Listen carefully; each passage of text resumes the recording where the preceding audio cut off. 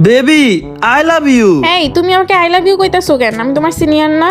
আরে কি বলো, আমি তোমার সিনিয়র। হইছে, আর মিথ্যা কথা বলা লাগবে না। তোমার কথা শুনলেই বোঝা যায় তুমি যে আমার জুনিয়র। এ আচ্ছা, তোমার বয়স কত শুনি? তুমি কি গাধা? মেয়েদের বয়স জিজ্ঞাসা করতে হয় না, এটা তুমি জানো না?